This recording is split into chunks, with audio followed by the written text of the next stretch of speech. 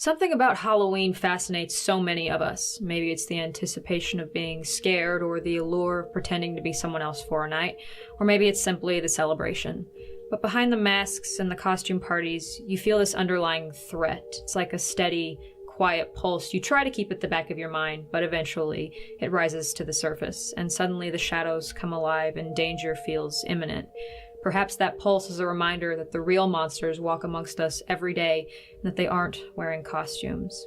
Many believe 21-year-old Chris Jenkins, a senior at the University of Minnesota, encountered the very worst humanity had to offer on Halloween night in 2002. For years, police believed Chris's death was an accident, or even that he took his own life. But his family relentlessly pursued the truth, believing he was not only murdered, but that Chris was possibly one of many victims in a string of killings known as the Smiley Face Murders.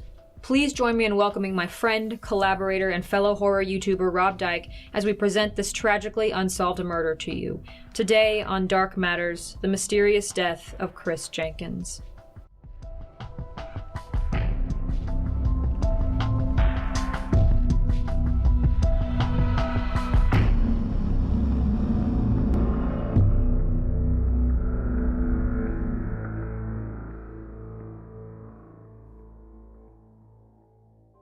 Throughout Chris's life, friends and family knew him to be outgoing, happy, adventurous, and popular, but he was far from typical. Chris was always fearlessly himself, even if that meant going against the crowd.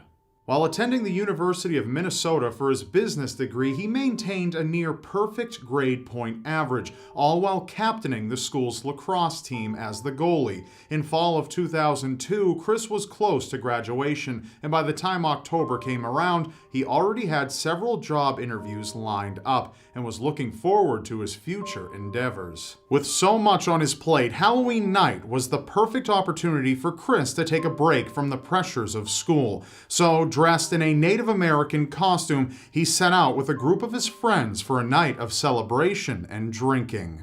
After leaving a keg party, Chris's group found themselves in downtown Minneapolis at the Lone Tree Bar and Grill at around 10:30 p.m.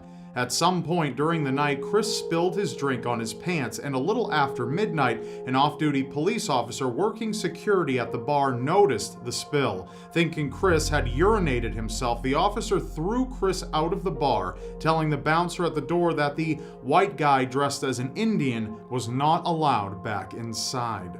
Chris stood outside in the bitter cold, heavily intoxicated, without his wallet, coat, phone, or keys, and with nowhere to go. At this point, it is believed he began walking home while still heavily intoxicated. But by the morning, Chris was nowhere to be found. The morning of November 1st was a waking nightmare for the Jenkins family. Police told them Chris hadn't been seen since the night before, and they speculated he'd walked towards his apartment via the Hennepin Avenue Bridge, which crosses the Mississippi River, before deciding to stay somewhere else for the night. But immediately this didn't sit right with Chris's mother, Jan Jenkins. She knew that if her son spent the night anywhere other than his apartment, he would have at least told a friend, and none of his friends had any idea where he was. So Jan organized a search party herself. Everyone from family, friends, classmates, to students on rival lacrosse teams showed up to aid in the search. Downtown and the nearby bridges were canvassed multiple times, and you could hardly walk 5 feet without seeing Chris's missing poster. But no one had any leads, including the Minneapolis Police Department. Right away, the Jenkins family felt that the Minneapolis PD and the FBI weren't taking the case seriously, so they took matters into their own hands and hired professional private investigator Chuck Lesh. Chuck first obtained videos from the Hennepin Avenue Bridge's surveillance cameras to determine if Chris had actually crossed the bridge that night, as police speculated. But he was nowhere to be seen the night of the 31st or the following day, and the surveillance operator said it would be impossible to cross the entire 1,000-foot length of the bridge without being seen. So Lesh tried gathering surveillance from other CCTV cameras near where Chris had disappeared, but he had no luck there either, leaving investigators with no video evidence whatsoever. It was also Lesh, and not police, who interviewed a majority of witnesses to see if anyone could provide any more crucial information. And he found out that several people who had been in the area that night witnessed a gang of at least 10 men attacking another man right outside the Times Square Pizza and Subs restaurant, which sat diagonally across the street from the Lone Tree Bar. However, the exact time the fight occurred couldn't be determined, but the Jenkins family wasn't deterred by the lack of evidence or the lack of police aid. They personally hired and paid for highly qualified canine units to help with the search, dogs that had previously located the bodies of missing people within 5 minutes. On November 7th and November 8th, 2 separate hounds follow a trail of Chris's scent from the Lone Tree Bar to the front of Times Square Pizza and into a nearby parking garage where it ends at parking stalls 89 and 90.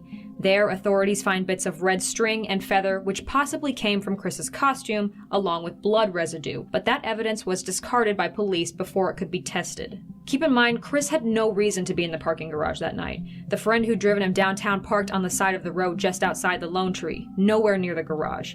Investigators theorized that Chris was transported away in a vehicle that was parked in one of those stalls. A month later, on December 9th, the canine units go out again and follow Chris's scent from parking stalls 89 and 90, out into traffic as if trailing a car, out of downtown, and 4.4 miles later, the scent trail finally ends on the northbound ramp of Interstate 94.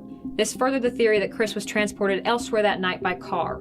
The canine units also searched the banks of the Mississippi River and under the downtown bridges multiple times, but even with several hits, there were no signs of Chris. So whoever had parked in stalls 89 or 90 that night possibly transported Chris to I-94 North. Parking records show that that space had been occupied Halloween night by one of the bouncers from the Lone Tree Bar. It was unclear if this bouncer was the same off-duty officer that threw Chris out of the bar, but canine units did get a mild hit for Chris's scent off of the car in question. However, it seems there was no follow-up conducted with this individual. Investigators hit a dead end, and months would pass before the next clue rose to the surface. On February 27, 2003, a passerby on the 3rd Avenue Bridge looks down into the recently thawed waters of the Mississippi River, and he sees a body caught on tree branches. Police arrive, and within minutes they confirm the body is Chris Jenkins. Police theorize that Chris had accidentally fallen or purposefully jumped from the Hennepin Bridge on Halloween night and had been in the water for the 118 days following. The initial autopsy agreed, labeling Chris's death as an accidental drowning. The Jenkins family was outraged by this, as Chris had no history of depression and had been looking forward to his future outside of school, but the family didn't have to look far to find evidence that his death had been no accident. Chris was found still fully clothed in his Halloween costume with his shirt still tucked in. He was still wearing his slip-on shoes and one ring on each index finger. Either the water currents or a jump from the bridge would have likely dislodged his clothing and jewelry.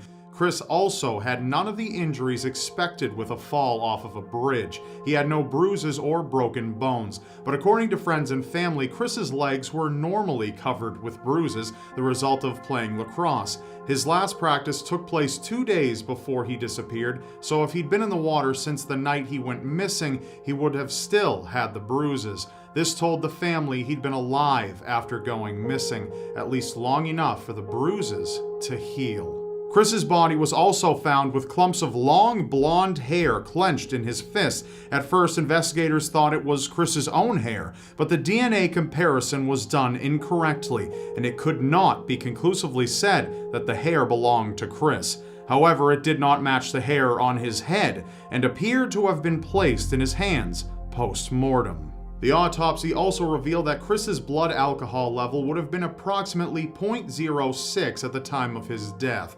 The strangest revelation, though, was that the weight of his lungs combined equaled approximately half the weight of one normal healthy lung. Considering he was an athlete, the coroner found this very telling and alarming. But even with these findings, it wasn't until 2006, when a new Minneapolis PD chief was appointed, that Chris's case was reclassified as a homicide and reopened for investigation. That same year, a prisoner who was incarcerated for murder confessed he'd witnessed Chris be thrown over the Hennepin Bridge by an acquaintance of his. However, this lacked both evidential and circumstantial credence, as it is nearly impossible to be thrown off of the Hennepin. One would have needed to lift Chris, a nearly 200-pound athlete, over the high safety railing and throw him outwards 4 to 5 feet over a steel beam, all while avoiding vertical metal cables and without being seen by traffic or security cameras. It's a feat nearly impossible for two men, much less one, so police dropped their investigation of the inmate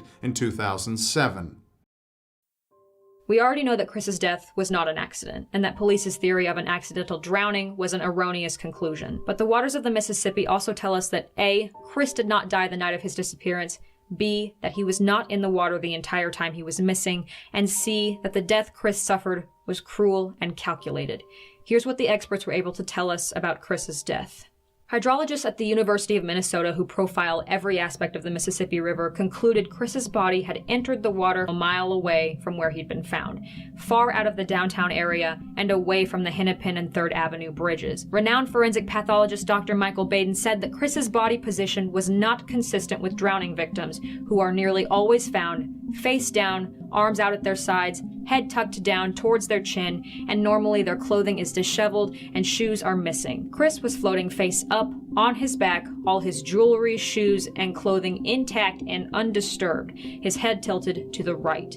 His arms were crossed in front of his abdomen, his fists clenched over one another, similar to how Egyptian mummies were positioned post-death. Also, the night he went missing, the Mississippi was frozen over and remained that way until the first thaw, which wasn't until January 31st, 2003. If he'd been thrown over the bridge, his body would have been seen almost immediately. Chris's body also had insects burrowed under the skin, insects that could not have survived outdoors or in the water during the Minnesota winter, meaning his body was indoors for a time after his death. He was then dumped on the riverbank where his left half was submerged in the water while his right was exposed to the air for approximately 36 to 48 hours. This explains why his right hand was further desiccated than his left and why his left side was encased in ice, which occurred when the river froze over again. Forensic experts Kevin Gannon and Lee Gilbertson believe Chris's body was fully swept into the water during the 3rd thaw, which began on February 27th, the same day his body was discovered. All of this confirms that Chris hadn't been in the water from the time he went missing to when his body was discovered, and that his body was deliberately placed in the water after his death. But even so, we still don't know who is responsible. There are a number of theories, but perhaps the most chilling is that Chris was only one of many victims, not of a serial killer, but of an entire group of them.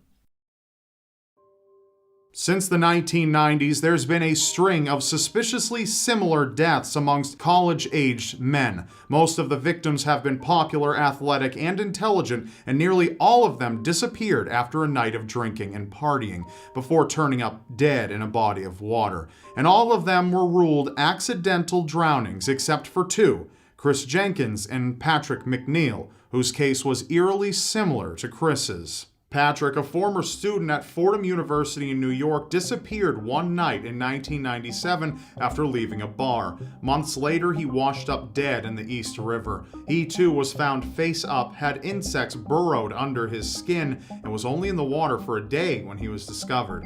He died from strangulation. The victims span a large geographic area, 11 states and 25 cities, but a majority of them were attending colleges near the I-94 corridor in the Midwest, including Chris Jenkins, which is part of the reason why former New York detectives Kevin Gannon and Anthony Duarte believe Chris was the victim of a murderous conglomerate they've nicknamed the Smiley Face Gang. The moniker stems from the graffiti smiley faces found near the bodies of over a dozen of the 45 men that are thought to have been murdered by this gang. The detectives believe it is the killer's way of leaving their mark on the murder. If this group exists, their motives are still unknown, but Duarte and Gannon believe they follow a pattern: drugging male college students before capturing them and murdering them, then attempting to make it look like an accidental drowning. But not everyone agrees that this gang even exists at all. In Chris's case, the Minneapolis PD and the FBI both refused to confirm or endorse the smiley face murders theory and claim that no solid connections between the deaths exist. But Duarte and Gannon worry that the killings will continue if no major investigating body acknowledges evidence suggesting that the smiley face gang is very real and very dangerous. Jan Jenkins asked police whether or not a smiley face was found near Chris's body. She says she received no verbal confirmation, but she personally felt the way the officers reacted to the question that the answer was, more likely than not, yes. So regardless of who committed the murder, what do experts, investigators, and family believe happened to Chris when he disappeared on Halloween in 2002? And how did he die if he didn't drown and had no signs of outward injury? They theorize that on the night of Halloween, Chris unknowingly ingested a date rape drug, which was untraceable post-mortem. His change in behavior would have gone unnoticed as the effects of date rape drugs mirror extreme intoxication. Then, after being kicked out of the bar, he was forcibly taken into the parking garage, where he was abducted into a car near stalls 89 and 90, after which the vehicle headed north on I-94. Then it is thought he was held at an unknown indoor location, possibly being kept complacent with more drugs before being killed. Those involved in the investigation believe Chris was suffocated, as evidenced by the light weight of his lungs post-mortem. But there was no sign of strangulation or traditional suffocation, so how was he killed? Slowly is the unfortunate answer. He was likely in a drug-induced state while being slowly deprived of oxygen, and one theory is that his killers tied a plastic bag over his head while he was sedated and let his body slowly shut down from the lack of oxygen. Having drugged him and suffocated him without any signs of a struggle, all his killers needed was to throw him in the water to make it look like an accident. And despite initial police error, it is now clear that Chris Jenkins was the victim of a very deliberate, calculated, and cunning murder committed by unknown persons. And unfortunately, as of right now in 2016, it seems that the Minneapolis PD has made no further investigation since 2006. So true justice still remains at large, along with Chris's killer. Since his death, family and friends have tried to keep Chris's memory alive as best they can. Chris's university hosts an invitational lacrosse game in his honor, and in 2009, Jan Jenkins published a book called Footprints of Courage, detailing the entire investigation from her point of view. She says that despite all of the frustration, the family has built a working relationship with the police, all for the sake of finding out the truth behind Chris's murder, which to this very day remains unsolved. So no matter what you choose to believe or what you speculate, I ask you only for respect in the comments. And again, if you have any more information, the contact info for the investigating bodies can be found in the description, along with sources used for this video. Also, if you haven't already, I would really appreciate it if you guys would head on over to Rob's channel and check out his newest episode of Twisted Tens, where we tell you about 10 horrific Halloween tragedies, some of which remain unsolved to this day as well. And remember, while these may be dark matters, the darkness always matters. Special thanks to my friend Rob for helping me present this incredibly tragic and complex case to you.